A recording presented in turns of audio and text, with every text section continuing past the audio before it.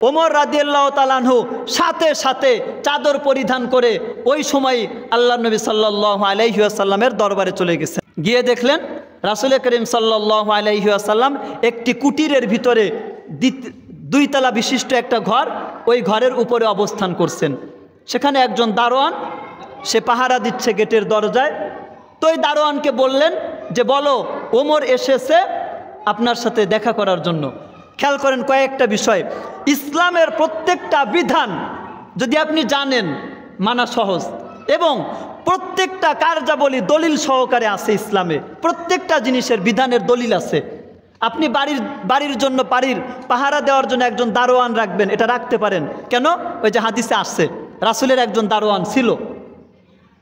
2 number, যত বড় আত্মীয়তা হোক না কেন আপনার, তার ঘরে প্রবেশ করতে হলে আপনার অনুমতি লাগবে। ওমর হলেন শ্বশুর, রাসূল হলেন মেয়ে জামাই, কিন্তু সেখানে গিয়ে রাসূলের কাছে অনুমতি নিয়েছেন। রাসূল অনুমতি দিয়েছেন, ঘরে প্রবেশ করছেন। এবার খেয়াল করেন, ওমর রাদিয়াল্লাহু তাআলা ঘরে প্রবেশ করার পরে ওমর নিজে বলতেছেন, আমি দেখলাম রাসূল করিম সাল্লাল্লাহু আলাইহি ওয়াসাল্লামের জীর্ণ শীর্ণ অবস্থা। রাসূল একটি চাটাই, একটি মাদুর বিছিয়ে শুয়েছিলেন। আমাকে দেখার পরে রাসূল উঠেছেন। ওই মাদুর এবং চাটাইয়ের মাঝে কোনো বিছানার চাদর পর্যন্ত ছিল না। রাসূলের পিঠে দাগ পড়ে গেছে। এটা দেখে আমি কান্না করতেছিলাম। রাসূল আমাকে জিজ্ঞাসা করলেন, ওমর কেন তুমি কান্না করতেছো?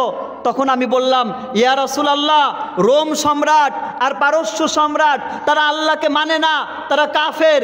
এরপরেও তারা দুনিয়ার সমস্ত নাজ নিয়ামত, দুনিয়ার সমস্ত বিলাসিতা, ভোগ বিলাসের ভিতরে, চাকচিক্যের ভিতরে, নাজ নিয়ামতের ভিতরে ডুবে আছে। আর আপনি আশরাফুল মাখলুকাত, মানুষের ভিতরে শ্রেষ্ঠ নবী, আপনি সাইয়্যিদুল মুরসালিন, আর আপনার ঘরের ভিতরে এই পরিস্থিতি।